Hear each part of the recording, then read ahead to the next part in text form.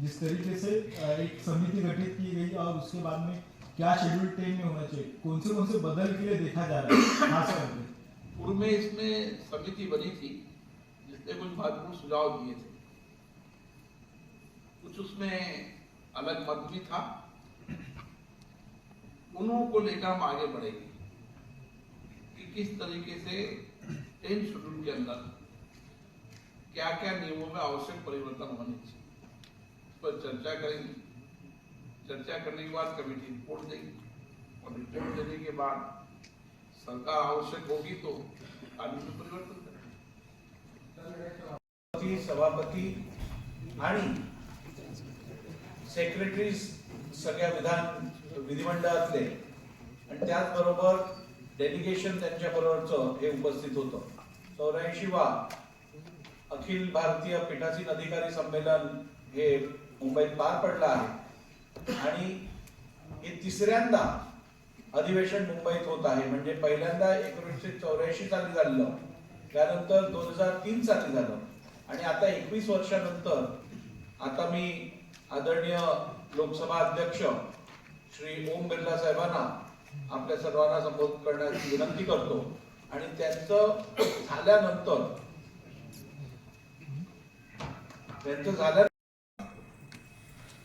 और ये प्रयास ये पीठासीन अधिकारी लगातार प्रयास करता था, लेकिन ये निरंतर प्रक्रिया है। हम और प्रयास करेंगे सदन में डिसिप्लिन डेकोरम मेंटेन रहे, इसके लिए राजनीतिक दलों से अपेक्षा भी करेंगे और चर्चा भी करेंगे। सभी को कार्यपालिका न्यायपालिका सबके अपने क्षेत्राधिकार है और सबसे ये अपेक्षा की जाती है कि अपने क्षेत्राधिकार के अंदर काम करें, न्यायिका से भी कार्यपालिका न्यायपालिका, और ये हमारे भारत के संविधान में है। और इस अपेक्षा प्रधानमंत्री के स्पीकर के नाते मेरा दायित्व होता है कि सब अपने अपने दायित्वों को और जो अपनी सीमा है उसमें काम। सूची के संदर्भ में अगर देखा जाए तो न्यायपालिका कार्यपालिका के क्षेत्र में अतिक्रमण कर रही है, ऐसा आपको लगता है? विशेषतः जो पिछले 2 न्यायपालिका को समीक्षा करने का अधिकार है। पूर्व में भी कई मुद्दों पर समीक्षा की है, लेकिन कानून में अगर स्पष्टता होगी, पारदर्शिता होगी तो और बेहतरीन होगा। समीक्षा करने का न्यायपालिका को अधिकार है।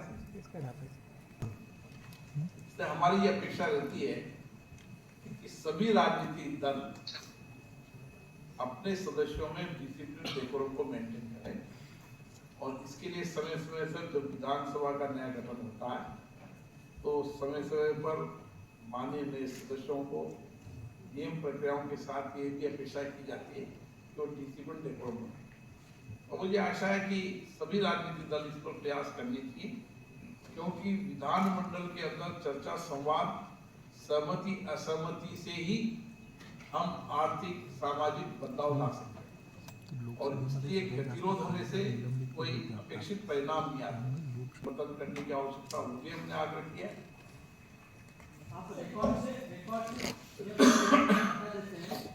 रिकॉर्ड से कोई बात हटा देते हैं तो वो लिखने पे मनाही आ जाती है, पर अभी जो नई टेक्नोलॉजी है उसमें वो सारी चीजें डिजिटल पे आ जाती है, तो उसके लिए कुछ कर रहे हैं? निश्चित रूप से ये हमारे लिए चिंता का विषय है और तो भी हमने चर्चा की है कि जो हम सीधे लाइव करते हैं लाइव के अंदर सब चली जाती है, लेकिन हमारी अपेक्षा काम वीडियो है वो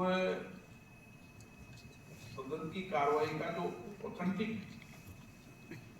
कार्रवाई है उसी को छापे और उसी को लिखेगा।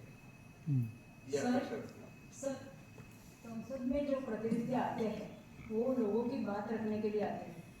इतिहास में ऐसा घटा अभी कि 100 से ऊपर 150 से ऊपर सांसदों को निलंबित किया।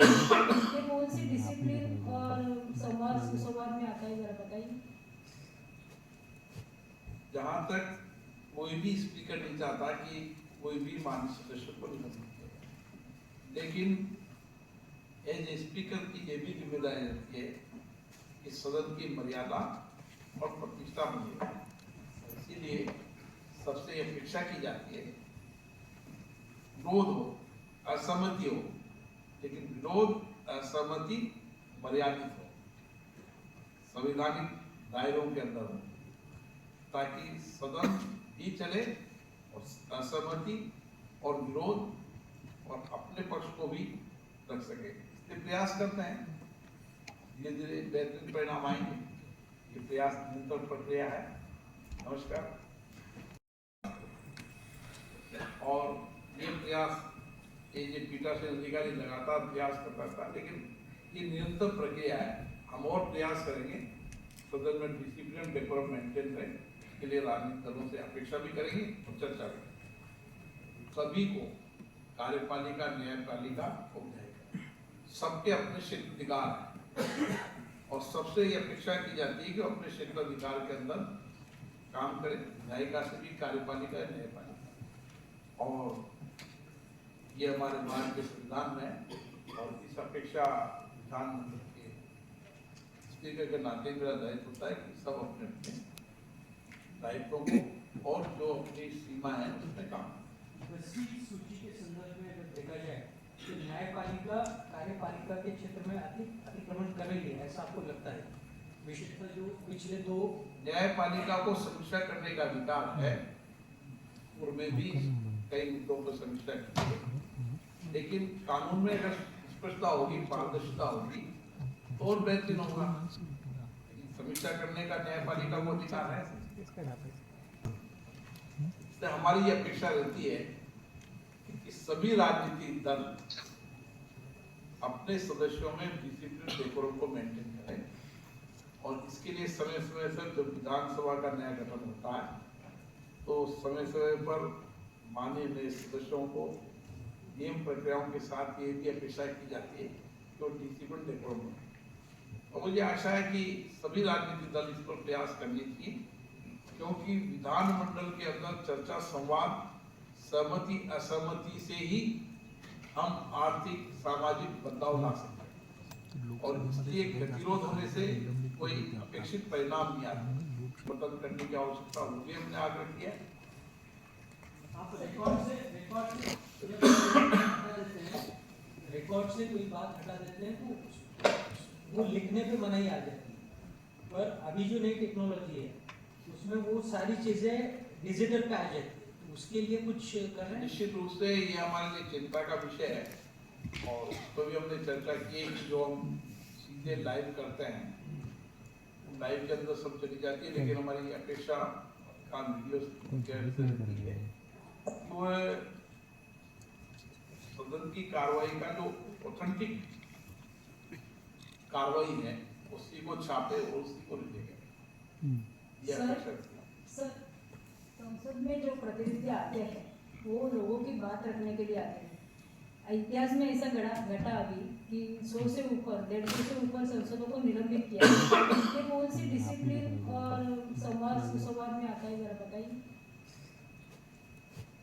जहाँ तक कोई भी स्पीकर नहीं चाहता कि कोई भी माननीय सदस्य को निलंबित किया, लेकिन एज ए स्पीकर की ये भी जिम्मेदारी रहती है कि सदन की मर्यादा और प्रतिष्ठा बनी रहे। इसीलिए सबसे अपेक्षा की जाती है विरोध हो, असहमति हो, लेकिन विरोध असहमति मर्यादित हो, संवैधानिक दायरों के अंदर हो, ताकि सदन ही चले और असहमति और विरोध और अपने पक्ष को भी रख सके। इसलिए प्रयास करते हैं, धीरे धीरे बेहतरीन परिणाम आएंगे। ये प्रयास निरंतर प्रक्रिया है। नमस्कार। और इसमें किसी तरह का गतिरोध नहीं होना चाहिए। हमारे सभी राजनीतिक दलों से अपेक्षा है कि हम मर्यादा बनाए रखें, अनुशासन बनाए रखें और महामहिम राष्ट्रपति और महामहिम राज्यपाल के अभिभाषण में जो गतिरोध करने की जो परंपरा शुरू हुई है वो देश के लोकतंत्र के संवैधानिक मूल्यों के लिए उचित नहीं है। तो ऐसी अपेक्षा की जाती है कि सभी दल अपने अपने राजनीतिक दल के चुने हुए गतिविधियों में ये प्रयास करेंगे कि इस तरीके की कोई कार्रवाई नहीं हो। इसी के साथ संविधान की 10वीं अनुसूची के विषय में कई बार विषय आता है। हमारे पूर्व में सीपी जोशी जी की अध्यक्षता में एक कमेटी गठित हुई थी उत्तराखंड में इस पर व्यापक चर्चा हुई थी और कुछ विषय हमने लाए थे। अब उस कमेटी के कई रिकमेंडेशन को आगे बढ़ाने के लिए और उसकी समीक्षा के लिए महाराष्ट्र विधानसभा के अध्यक्ष राहुल नेहरू जी की अध्यक्षता में उन्हें एक कमेटी गठित की है, तो 10वीं अनुसूची के नियम की समीक्षा कर सके, जहाँ आवश्यक हो कानून में संशोधन करना, उसके लिए ये कमेटी सुझाव देगी ताकि हम और उस कमेटी के माध्यम से जो विचार आएंगे उसके करने के काम करेंगे। जहाँ तक अभी विधानमंडलों का प्रश्न कि 2024 तक सभी विधान सभाएं पेपरलेस हो जाएं, वन नेशन वन रजिस्ट्री के प्लेटफॉर्म के काम को हमने काफी हद तक पूरा कर लिया है कि 2024 तक सभी विधानसभाएं अपनी को डिजिटलाइजेशन करके उस प्लेटफॉर्म पर डाल दें और उसी के साथ साथ आने वाले समय के अंदर जो रोज गतिरोध की परंपरा बढ़ती जा रही है, ये देश के लोकतंत्र के लिए अच्छी परंपरा नहीं है और विशेष रूप से नियोजित तरीके से गतिरोध पैदा करना कि देश के लोकतंत्र के लिए उचित नहीं है। हम संविधान मंडल के अध्यक्ष इन लोकतांत्रिक संस्थाओं के संरक्षक है, हमारी जिम्मेदारी बनती है ये संस्था जनता के प्रति जवाबदेही रहे, शासन प्रशासन में पारदर्शिता लाए और लोकतांत्रिक संस्थाओं पर जनता का विश्वास भरोसा और बढ़े और जो माननीय जनप्रतिनिधि सदन में अपनी बात को कहते हैं, जनता की अपेक्षा आकांक्षाओं को उनके कठिनाइयों के उनकी परेशानियों को व्यक्त करते हैं, हमारे सरकार से भी आग्रह रहेगा कि उसको सकारात्मक रूप से लेकर उनके सकारात्मक दिशा में काम करें, क्योंकि चाहे संसद हो चाहे राज्य विधानमंडल की सदन हो, इनसे राज्यों की सारी जानकारी एक साथ करके मिल सकती है। तो राजधान लोकसभा के सदन में आप लोग को पूरे देश की जनता के अभाव कठिनाई अपेक्षा आकांक्षाएं, इसलिए सरकार से भी आग्रह रहता है कि सदनों की कार्रवाइयों को गंभीरता से लेते हुए जो मुद्दे यहाँ पर उठे उनको सकारात्मक, कई मुद्दे तो राजनीतिक प्रेरित होते हैं लेकिन कई मुद्दे ऐसे होते हैं जो राज्य के हित में होते हैं, इससे हम राज्य के सामाजिक आर्थिक और विकास के नए मॉडल को खड़ा कर सकते हैं। और इसी के साथ साथ हमने सभी विधानमंडलों से आग्रह किया है कि वो एक दिन सदन में जो माननीय जनप्रतिनिधियों ने अपने अपने क्षेत्र में सामाजिक रूप से अच्छे काम किए हैं, नई प्रैक्टिसेज अपनाई, नवाचार किया है, जिससे लोगों के जीवन में सामाजिक आर्थिक और सकारात्मक परिवर्तन आए हैं, इस तरीके की डिबेट अपने अपने विधानमंडलों में कराएं ताकि और विधायकों को भी उनके अनुभव का लाभ मिल सके और वह भी अपने क्षेत्रों के अंदर जो नए नवाचार के उनको अपना सके, ताकि एक इमेज डेवलप हो कि जनप्रति किस तरीके से सामाजिक काम करते हुए लोगों के जीवन में परिवर्तन ला सकते हैं। जब सदन में चर्चा होगी तो एक सकारात्मक संदेश देश और प्रदेश में राजनेताओं को जाएगा। ये आशा है कि सभी विधानमंडल इस संकल्प की ओर भी काम करेंगे और हमारा तय फैसला है कि आने वाले समय में इन सदनों के अंदर डिस्कशन डिबेट हो, डिस्टर्बेशन न हो, इसके लिए जो भी प्रभावी कदम होंगे उसको उठाने का प्रयास करेंगे सभी राजनीतिक दलों से चर्चा कर, ताकि संस्थाओं को जवाबदेही बना सकें, उत्पादकता बना सकें और जनता की अपेक्षाओं के अनुरूप बना सकें। जिस तरीके से व्यवस्था थी उसी तरीके से अलाउ किया जाए। सर, एक जो आज अपने संबोधन में आपने कहा कि एक राज्य एक विधानमंडल की आप तैयारी कर रहे हैं, प्रधानमंत्री जी का विजन है, तो इसके बारे में सर बताइए क्या प्लेटफॉर्म है और लोगों को किस तरीके से लाना है? वन नेशन वन रजिस्ट्री अभी भी डिजिटल पे हमारा वन नेशन वन रजिस्ट्री चल रहा है। इस सारी विधानसभा मंडलों तो विधानसभा और विधान परिषद उनकी जितनी भी पूरी डिबेट है, पुरानी डिबेट है, चर्चा है, डिस्कशन करेंगे और जो हमने संसद डिजिटल प्लेटफॉर्म पर ताकि हम देखना चाहे राजस्थान के, उत्तर प्रदेश देखना, उत्तर प्रदेश मुद्दों पर पार्लियामेंट में बेटा डेटा पर आपको उपलब्ध है, नाम से सब्जेक्ट से। आप कभी भी किसी समय किसी नाम से और किसी सब्जेक्ट से डिबेट को दे सकते हैं, ताकि जब कभी आप सदन में विषयों को बोलने लगे या उस पर कानून पर चर्चा करने का प्रयास करें, तो उस समय आपको पुराना कानून क्यों बना था, उस पर क्या क्या चर्चा हुई, किस तरीके से डिबेट हुई थी, उस समय क्या उद्देश्य था, कानून में जो परिवर्तन लाए तो परिवर्तन लाने का क्या कारण। तो एक जो जनप्रतिनिधि है उसको पूरी की पूरी क्षमता बढ़ाने के लिए, उसकी कैपेसिटी बिल्डिंग करने के लिए, उसको संसद में बोलने के लिए जो आवश्यक होता है वह विधानमंडल उपलब्ध कराता है। हमारी नैतिक जिम्मेदारी है और इसके लिए विधानमंडल प्रोवाइड समिति गठित करने जा रहे हैं। क्यों महाराष्ट्र में गए कुछ सालों से, मतलब शिवसेना बनाए जाना। इन दो विषयों के अलावा पीठासीन अधिकारियों के विचार आए, उन विचारों के आधार पर हमने कुछ संकल्प आज किए। हम बम्बई अधिवेशन के इस संकल्पों को आगे लेकर चलेंगे और भविष्य में उनके एग्जीक्यूशन के लिए जो भी आवश्यक कार्रवाई होगी पूर्ण करेंगे। विशेष रूप से विधानमंडल में वर्तमान भावी चुनौतियों को देखते हुए क्या है कि वह अपनी अपनी विधानमंडल के प्रक्रिया कार्य संचालन नियमों में समीक्षा करें, आवश्यकता हो तो वर्तमान भावी चुनौतियों को देखते हुए इसमें आवश्यक संशोधन भी करें, ताकि भविष्य में हम सदन को जवाबदेह बना सकें, मर्यादित बना सकें। इसके लिए वर्तमान परिप्रेक्ष्य को देखते हुए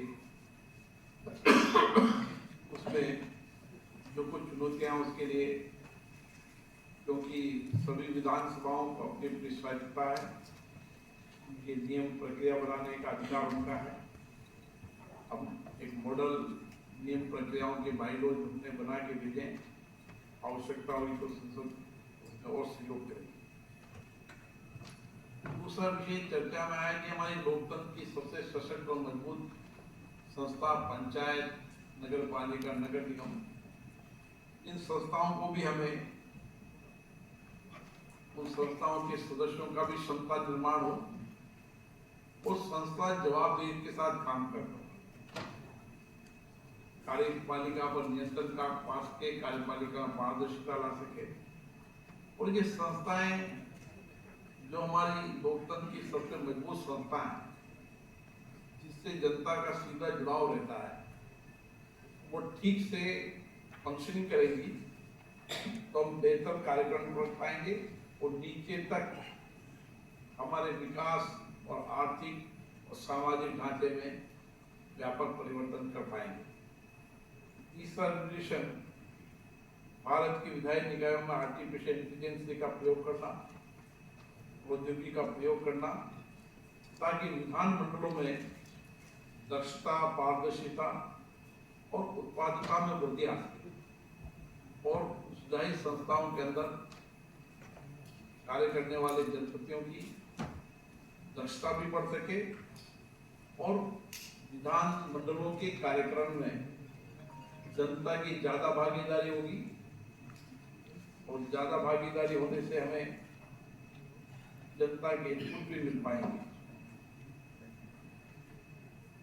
चौथा, हमारी समितियां बहुत प्रभावी और जवाबदेह होती हैं।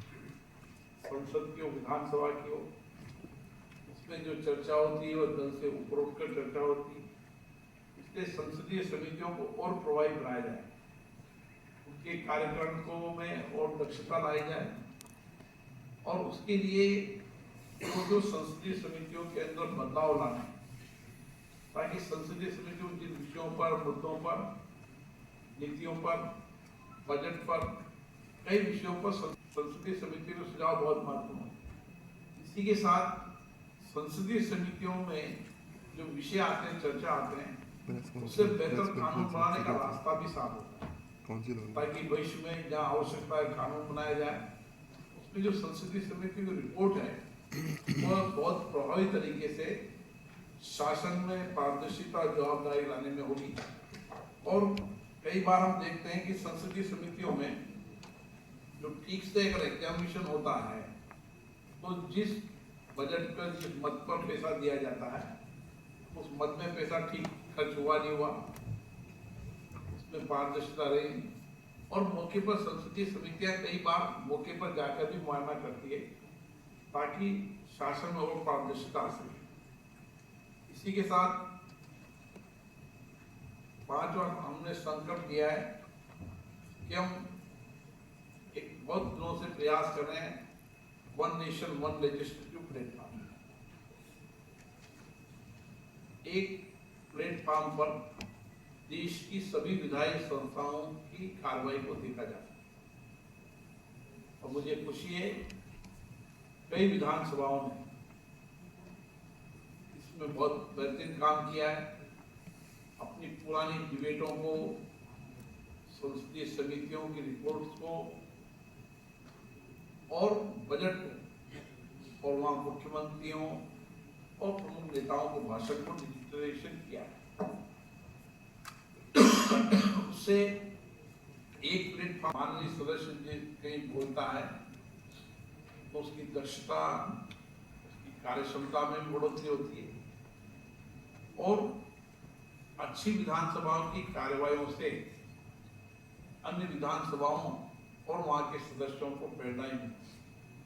क्योंकि हमारा उद्देश्य ये है कि विधानसभाओं की बेस्ट प्रैक्टिस को साझा किया जाए। वहाँ के विधायकों के द्वारा, सामाजिक कार्यों के द्वारा जो आर्थिक सामाजिक परिवर्तन किए, नए इनोवेशन उन्होंने किए, उनके अनुभवों को भी साझा किया जाए ताकि और भी मान्य जनप्रतिनिधि उन अनुभवों का लाभ लेते हुए अपने अपने विधानसभाओं में, अपने अपने राज्यों में ठीक से कार्यक्रम कर सके। इन सारे विषयों पर हमने महत्वपूर्ण विषयों पर चर्चा की। हमारा मानना है, इस पर सब एक मत है और हमारी सभी राजनीतिक दलों से अपेक्षा है कि महामहिम राष्ट्रपति जी का अभिभाषण हो या महामहिम राज्यपाल का अभिभाषण हो। हम ये अपेक्षा करते हैं कि संविधान